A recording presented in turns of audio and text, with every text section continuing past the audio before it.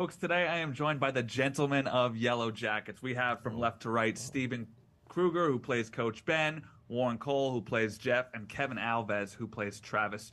Fellas, thank you so much for your time today and congrats on season two. I actually just saw that season two debuted to a 100% Rotten Tomato score back to back.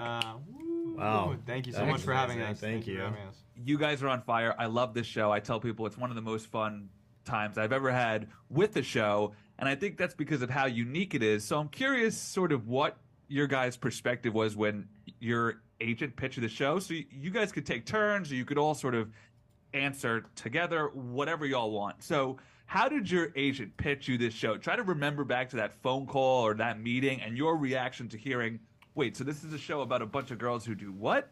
Steven, you joined first, right? I love the image of the agent, our agents. Yeah, Exactly. calling. Hey, Yeah, how's it going? Yeah, that's a How's thing. it going? That's a thing that Guys? definitely happens all the time. It's usually a team of agents that are like, we have this thing to They pitch sit you. us all down at a big conference Yeah, table. yeah. With their Like Vinny briefcase. Chase style. No, I think, yeah, I guess I joined on first before we had shot the pilot, and I've told this story a couple times, but I had worked with Ashley Lyle and Bart Nickerson, the creators, before on a previous show, and so I knew how talented they were as writers. I knew what they were capable of, and I knew that they had a really distinctive style of writing. They almost write scripts like people write novels, where there's it's not just filled with dialogue. There's so much amazing just exposition in like the stage directions and like developing the story that you really start to get a sense of what this world is. And I just remember having the thought of like, this is different from anything that I've read in a very, very long time. And it's so well done and so well created that obviously it's something I want to be a part of. And I just feel like it's going to stand out amongst, the incredibly oversaturated television market that we've had for the last several years. It felt special. It felt confident, and, Yeah. and it was interesting. And Yeah, then sorry, Warren, go ahead. and then you see who's interesting content attracts interesting talent, and there had already been a lot of interesting talent attached to it by the time it crossed my path. Are you talking about me? No. No, right. I didn't think so. Yeah, I was just making sure. So it's like, wow, what's this? And that excites you as an actor, and you go and you throw your hat in the ring, and you want to be a part of, ideally of something compelling and something interesting, and a story that feels like it needs to be told by whoever put this thing together in a specific way, and it jumps off the page. And I remember saying to my agent immediately, like, I really want this one. I really like this. I want to be a part of this team. Why not? And then 17 auditions later, yeah, exactly. there we are. Week after week of auditions. Yeah, I when I read the pilot, I already knew who was attached to it. The pilot had already been shot, so Oh, wow. I kind of because I joined when the show was already picked up, and so the people excited me. But then the unapologetic characters is really what drew me to the script as well. Like the fact that these characters will do what they feel no matter the consequences a lot of the time, and based on especially when you're in the wilderness, it's survival. That was a pretty cool thing, and Travis was somebody who wasn't like me in many ways, so it was kind of fun to jump into it.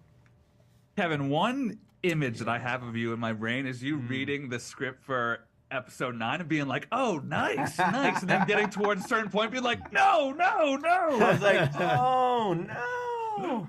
Yeah. So you guys all kind of touched on this, and I ask this of all sorts of folks. I'm curious when an actor realizes that they're in something special. So you guys had an inkling that this would be good, but at what moment did it hit you like I'm in a cultural phenomenon? Like this is the type of show that this is going to be, and I'm in it. For me, it was when the first time we saw that the critics loved the show so much, because you're nervous all the way up until then. Like you're absolutely shaking all the way up until, and then when we saw so many of our peers in the industry love it so much, then you're like, wow, that's really kind of liberating in a way. Yeah, I felt like it was going to be, like maybe this will be like a fringy darling show, at best. And that's cool. There's a lot of street credit with that. But after watching the pilot, season 1, I was like, this is really good. They embroidered this all together really, really nicely, and a lot of talent. Everybody was game, you could tell. And fortunately, everybody kind of agreed, and it just built its reputation organically. It reminds me of and I loved Lost, but it reminds me of if Lost had a plan. That's how much I've really been enjoying the show. Yeah, man. That's a good way of putting it. So I'm also curious. I like to sort of put the people on my side in your shoes. So you're reading that season 1 script for the first time, right? What moment, whether it be your character or in general, that made you say, "What the fuck?" out loud? I think mine was pretty early. I think my leg getting cut off and like like seeing it described as spaghetti leg. I was like, oh, we're really fucking going for this. Like they are really not holding back. And then sure enough, when I saw it in person, I'm like, that is what a spaghetti leg would look like. I had never actually envisioned it. I hoped that I would never have to think about something like that, but there it was, like front and center right at the beginning. Yeah. Well, really, the teaser to the pilot, where the girl falls into the deadfall, and it's chow time. It's like, okay, this is the world we're gonna start. We're gonna start here. Okay. I also do remember that was such a smart way to frame the whole show too. I think that set the tone for the entire thing to start there, because you are immediately hooked on what the hell is going on, and you cannot put the show down until you learn. Yeah. Yeah. No, for me, I before I'd seen anything, the first audition I had is the scene that I turned the gun on Natalie's face. Yeah. And I was like, oh, this is messed up. Yeah.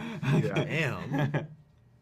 So I am curious. You guys said that how well the show was embroidered, and the creators have said that they have a plan mapped out. Are you guys? Do you have knowledge of your character that extends beyond this season, and does that impact your performance at all, or are you basically just as much in the dark as we are? I try to know what my character knows, and beg for that information if it's available. But if my character doesn't know it, I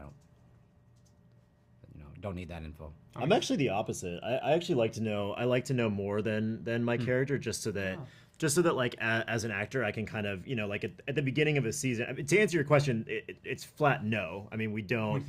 As far as I know, I don't know if I'm assuming you guys are the same, but they don't give us really anything beyond what we kind of need to know in the moment, and they are really good about at the beginning of a season. If you say, hey, where are you going with this character this season, just so that I can kind of map this out and plan an arc for myself and my character. They're really great about that. But beyond like the season that we're working on, I mean, we don't get any information. Like, I'm not sure any of us have any clue where this is going beyond this season. You can corner a writer and maybe squeeze something. Once in a while. Once in a while. I'm not even trying to, snag plot details. I was just struck how you guys, I mean, particularly Warren and Steven, you guys have expanded roles in season 2. So I was curious if you have that knowledge of where your character is going, and if that impacted. Like, Steven, were you playing your character with the knowledge of he's not only stranded in the woods, but he was on his, like, he is hiding the fact that he's gay. He was on his way to meet his lover. So you have all that. That's being worked into how you're playing the role. Okay, yeah, cool. For sure. Yeah, especially in season 1, that was those were like major plot points, and that's kind of what I'm talking about, right? Where it's like, as an actor, I think that's a thing that I really enjoy doing, where it's like, I know that there's going to be reveals, I know that there's going to be major character points that are brought out later in the season, but you want to start planting little seeds of that and working that into your character, so that it's not, people can go back and say, oh, you know what, there was that little moment that like kind of revealed that, but I wasn't quite sure what it was at the time, and it's fun to look back at those little Easter eggs that you leave behind.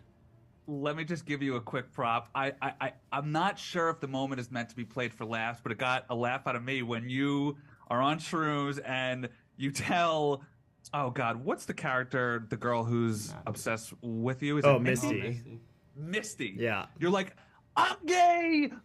Misty, you hear that? Mom! And just like the way that you played that was, obviously it's a very deep character moment, but The comedy of it is he's high as hell on shrooms, Yeah. screaming to the stars. And this is probably something he's been wanting to say out loud for a very, very long time. And, not that I know how you feel on shrooms or anything, but I would assume that it kind of gives you a bit of a freedom, It kind of takes away some inhibitions. So yeah, that just felt... You replied to my tweet through a mutual acquaintance, Cass. And Cass Anderson. Yeah, he's my He's boss.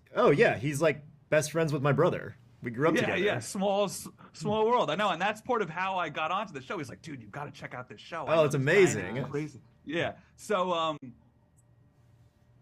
none of us have done shrooms, of course. Let's just start there. But the way in which both the actors and the technical department portrayed the effects were what I would imagine to be pretty close. So I just want to ask you guys about your general experiences shooting that day, because I imagine that was probably one of the wilder episodes to shoot. Anything pop in any of your guys' heads at all? Kev, you had a knife. Yeah, you were in the thick of it, man. I mean, I imagine you were really in the thick of it. We always had a question. So with the writers and director Daisy, we had this question of like, at what point does it kick in? Is it before he's with Jackie, in the middle of being with Jackie, at the end? And we kind of played with it a little bit, and it was fun to kind of figure it out. And but then once we're in the stuff with the whole cast all together, it was like the stuff that we had planned of what he could see. It was the scariest thing in the world. Yeah. It was cool. That's another one that like I think as we read that script, we were like, is this gonna